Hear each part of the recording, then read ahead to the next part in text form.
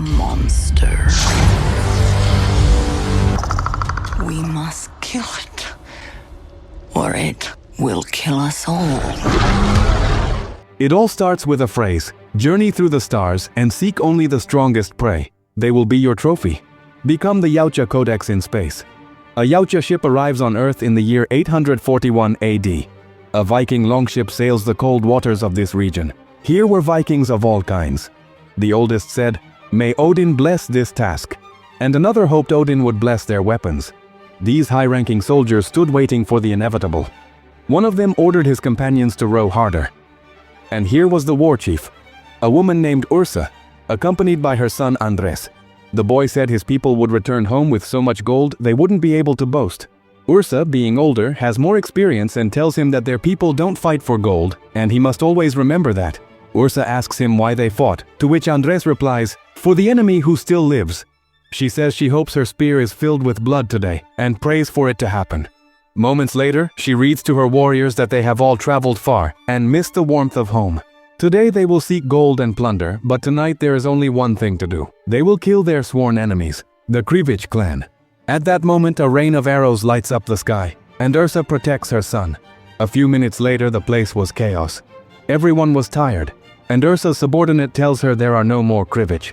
All of them are with Odin. But the last Krivich remained, and they had reserved this honor for Ursa.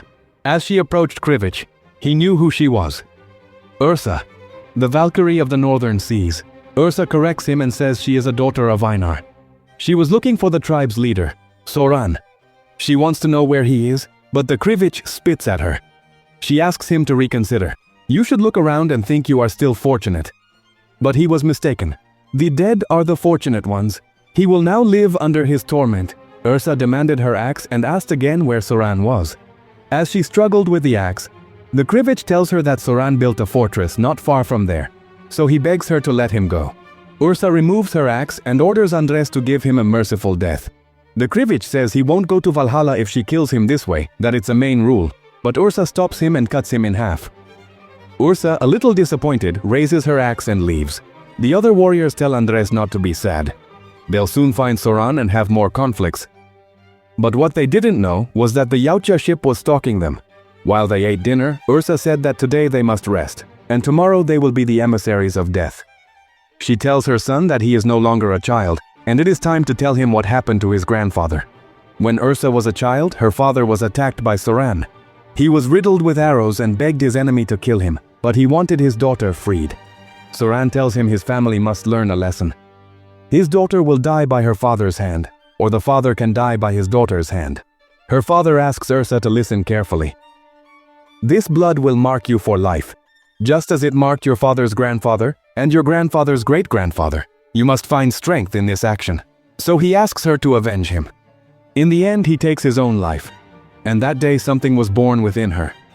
A monster with claws, which dwelled in her heart, breathing fire. And there is only one way to eliminate this pain. They must find Soran and eliminate him. In the trees, the predator watched them patiently. The next morning, the group of Vikings asks Ursa what the plan was. She said they would enter through the main gate and cause a great spectacle without knives or axes. Ursa clears a path using her 2 broken shields. Despite her age, she manages to make her way through. The rest of the Vikings join her and manage to break through, eliminating several Krivich. After a massacre like no other, Soran is the last one standing. He already knows who she is, or at least it seems so. The Yautja approaches them while Ursa orders Soran to listen carefully. Some call her the Bloody Shield Maiden, the Valkyrie of the Northern Seas. Her name is Ursa. Soran doesn't recognize her name and says she's just a simple woman, and the best thing she can do is clean this place. After a while, he remembers her and calls her a coward, saying she failed to defend her father. These words offend Ursa, and she realizes he was right. To silence him, Andres slits his throat. At that moment, Andres is struck, and the Vikings ask Ursa to take her son far away. And here appears a Yautja on steroids. The group of Vikings stays to fight this one-armed Yautja, who seems to be a yo-yo. Anyway, the Yautja eliminates them with bare fists. Andres, despite being weak, attacks him with his spear, and Ursa, to protect her son, continues the fight. But in the process, Soran's home is destroyed. The one-armed Yautja uses his prosthetic hand and destroys Ursa's shield. The house collapses and Ursa falls into the snow, but with the last piece of her shield, she tries to hold on. Dynamite hits her and drags her into the icy river. She wakes up, remembering her father's words, and sees the predator walking on the surface for a better view. The Yautja removes its mask. Ursa takes advantage of this and surfaces. Using the environment to her advantage, the Yautja waits, trying to find her, and destroys the boats around him. Ursa uses this moment of distraction to attack the Yautja and chains its prosthetic hand with an anchor. The Yautja is overconfident, and Ursa breaks the ice. The Yautja doesn't let her escape, and Ursa chains its other arm. When the Yautja was about to kill her, she uses her shield and protects herself from the attack. This causes her to get out of the river while the Yautja dies, impaled. But upon exiting, Ursa finds Andres. He was still breathing, and she begged him to stay with her. Before he passed on to Odin, he asks if she killed the monster. In the end, the boy dies, and Ursa is left alone. Sometime later, she was with another warrior, and now we will know his story. The Sword, Japan, 1609. It all begins with a phrase. The leaves of a tree grow side by side, yet when they fall alone. The second short film begins somewhere in Japan. A boy was training with a branch, and his brother was watching him. Both use branches as swords, and then to pass the time, they make paper boats. But their fun is interrupted by the arrival of their father, a samurai. Both are taken to the temple, and despite not speaking, it is understood what will happen. The father gives them a sword. Whoever wins this fight will become a samurai, while the other will be exiled. The red one doesn't want to fight his brother, but the blue one, out of fear, does. Their father, the master, removes his helmet, and with no other option, and to not lose his honor, the blue one attacks his brother. The red one, with no other option, defends himself and ends up with a cut face. This betrayal caused the red one to desert, and the blue one inherits. Years later, their father passed away.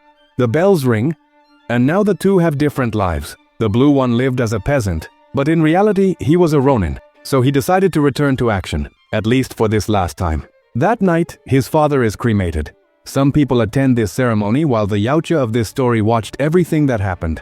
As two guards passed by the area, one of them stopped to urinate but didn't notice that the Ronin had arrived, so he is attacked, and the Yautja stayed to observe, curious about this new prey. Using stealth to his advantage, the Ronin sees his brother pass. When a guard tries to betray him, the Ronin fights them and eliminates them with great silence and caution. But despite his efforts, another guard reveals his position. His brother takes refuge in the main room and tries to put on his samurai armor. The guards await the Ronin's arrival. The Ronin enters and eliminates countless guards. In the end, he leaves his brother alive. And what I love about this short film is the silence. They don't need to speak to convey what they feel or think. Anyway, the Ronin uses his weapons to defend himself while the samurai tries to avoid him. As the conflict unfolded, the Yautja watched them. The place burns while they both fought. He put on every piece of his armor. In the end, the brother is defeated, and he gives him the same scar he gave him, but he hadn't realized that the wood he was leaning on was broken, so the samurai falls into the void. The young Ronin is stunned, but at that moment a monster attacks him. The Yautja demonstrates its superiority by eliminating the guards in the most brutal ways possible. Meanwhile, the Ronin didn't know how to win this conflict, and just watched what his enemy was capable of. Seeing his enemy become invisible, the Ronin flees. The Yautja throws a bomb at him, and the Ronin manages to escape. Finally, in his carelessness, the Ronin stabs him in the foot. The Yautja pursues him, and using a smoke bomb, he manages to escape, but not before throwing two kunai. As he exits the river, his brother finds him, but he asks him to be quiet. The samurai didn't understand what was happening, but at that moment, the Yautja was close, and using its invisibility, the Yautja attacks him. But the samurai, despite everything, defends his brother, and he ends up being impaled. Both decide to work together against this colossal enemy. Despite their wounds, both fight relentlessly. The Yautja wanted to eliminate the Ronin, so he uses his chain, bringing him closer. But what he didn't know or expect was that the Ronin had attached one of his bombs to him. In the end, the Yautja takes the explosion and is completely injured. And to finish this, both brothers take their swords and finish off their enemy. One cuts off its head while the other cuts its abdomen. In the end, the samurai is in his last moments and tells his brother that the leaves of a tree grow side by side. Yet when they fall alone. But his brother tells him that this is not true. He will not let him die alone. Both look at the sunset, and from his wounds, the samurai dies. The Ronin mourns the loss of his brother, and we see that he too was a prisoner. Now let's move on to this last short. The Bullet, Florida, 1941. A boy named Torres, Yes, I thought Torres was a surname, but oh well. Was watching a crop duster fly, but at that moment his car broke down. He decided to take it to his father, who asked him how they could fix it, but Torres didn't know. His dad knew his son loved aviation, and that his dream was to be the next Charles Lindbergh. His father teaches him a technique he will later use. He must listen carefully to the engine, and by just hearing what was happening, he realizes the engine is flooded. And his dad tells him that dreams are fuel, but you don't dream if you mess up the engine. Months later, on a ship somewhere in the Pacific, the boy was repairing his plane. His captain tells him he's good at flying and wrecking planes, so Torres asks if he could use it. The captain allows it, but the plane still wasn't working, so the captain orders him to repair his ship. But at that moment, a surviving pilot arrives injured and says that there was a very difficult enemy to defeat in the sky, and that this being finished off his companions using hooks in the sky. The captain, before leaving, orders Torres to repair his engine and be ready when he returns. Torres finds the harpoon on the pilot's ship, but he didn't know what it was. So he decides to disassemble it, break it, burn it, and finally succeeds. The harpoon activates and almost kills his comrade. Afterward, the harpoon returns to the Yautja ship. While the captain and his men fought against the French, the Yautja ship watched them from afar, and Torres asked the communications officer to speak with the captain and tell him there was something else in the sky, but he couldn't do it. The only way to send this message was with a pilot. Torres, despite his damaged plane, decided to use it, and his friend didn't have much faith in him. In the end, by pure miracle, he succeeds, and Torres manages to pilot his plane. After that, the captain easily defeats his enemies. Torres appears and informs them about the new enemy stalking them, but they don't believe him and order him to return to headquarters. The Yautja appears and starts playing with his prey, and despite having no missiles or weapons, Torres guided his fellow pilots. Pilot after pilot is cut in half, burned, or thrown into the sea. His captain hoped Torres's plane had weapons. He wanted to help them, but his plane was very old, and he didn't know what to do. When he wanted to shoot, the lever broke, so Torres improvised and replaced this lever with a wrench. In the end, only Torres and the captain remained. His plane's wing starts to burn, and Torres continues improvising. So he gets out of his plane and tries to extinguish his burning wing, but by accident, the plane starts to spin. Torres tries to get rid of the missile, and with the Yautja about to attack him, a comrade defends him. But the Yautja throws a net that compresses his plane and smashes it to pieces. Anyway, in the end, Torres gets rid of his missile and discovers that the enemy's weakness is heat. So, upon returning to his plane, he asks his captain to return to the station. But the captain tells him that this won't be possible. No one will come to save him. With no other option, Torres informs him that the enemy can only see the heat of things. So to defeat it, they must ascend. And that way they will cool their engines so the enemy won't be able to see them. The Yautja follows him, and upon reaching a considerable altitude, the captain knew he wouldn't win this battle. So he tells Torres that he will buy some time, and as a final order, asks him to kill this son of a... The Yautja attacks the captain, and he ends up being decapitated. As he ascends, Torres realizes that the Yautja can't see him, so he follows him, and when he's ready, he shoots one of its turbines. The Yautja notices Torres and dodges. Now he has an idea, so to stop his rival, he decides to enter enemy territory. The French fire at him while Torres evades their attacks. To eliminate him once and for all, the Yautja throws a harpoon, but with houses nearby, the harpoon misses, and upon reaching the maritime area, the French warships start firing at him. Torres was confident and happy despite being in enemy territory. The French fire at him and also at the Yautja ship. The Yautja ship falls into the sea, and Torres was confident and happy about defeating this colossal enemy. But in the end, the Yautja was alive, with the ship completely destroyed, but still functioning. Torres looked for one last way to defeat it. He follows his father's advice and floods the engine, and after that, he provokes his enemy, knowing the Yautja would launch its hook. As he does so, Torres dodges, and the hook returns to the ship. But this time it brought the plane's engine with it. The ship explodes, and Torres falls into the sea. He was happy and returns to his father's workshop. One night he was repairing his car when a small tremor startled him. But this wasn't an earthquake. He goes outside to check, and a Yautja ship was pointing its cannons at him. In the end, Torres is placed in cryogenization, and upon waking, he didn't know where or when he was. A guardian Yautja takes him, and they put a collar on him, so he is sent with the rest of the humans. Torres was happy to see them and talks to Ursa, but she didn't understand his words and tells him that he was born from a horse's backside. Meanwhile, the Ronin asks if he killed their demons. Torres recognizes his language and knew he was Japanese. It turns out that in training, soldiers are taught some Japanese. and he introduces himself to the Ronin. But his Japanese wasn't very fluent, and he says he was a fisherman. At that moment, the door opens, and the Yautja, instead of pushing or harming them, kneel before them. The three walk into a combat arena where the Yautja people watched them. Torres, seeing this, tells them they're not in Kansas anymore. And at that moment a ship arrives, and from it descends a Yautja, who wore the spinal cords of his enemies as a cape. In the end, we see that the collars they wore served as translators. The Yautja tells them that this will be a fight to the death. Only one will live, and whoever survives will face him. At that moment, a Yautja is brought before him. His own species places a collar on him, and this Yautja receives no mercy. The Supreme Yautja touches his device and explodes his enemy's head. So Torres informs his companions of what was happening. The Supreme Yautja gives them weapons from his tribe and says that whoever remains alive will become the killer of killers. Ursa was grateful for this weapon, while the Ronin was happy to see a sword, and Torres gets something more or less worse than them. Ursa runs towards him and attacks him with her axe. He tries to evade it, and when she's about to kill him, the Ronin stops her and asks if he's still alive. Ursa now wants to finish off the Ronin, but he tells her he doesn't want to fight her. Long ago, he and his brother fought against one of these demons, and working together, they were able to defeat it. Although he didn't understand what was happening, Torres tells them that if they take him to the main ship, he could get them out of there. He knew how these ships worked, more or less. The fight continues, and Torres tries to save the Ronin. Ursa fights against them and tells them they were weak and fought like weasels.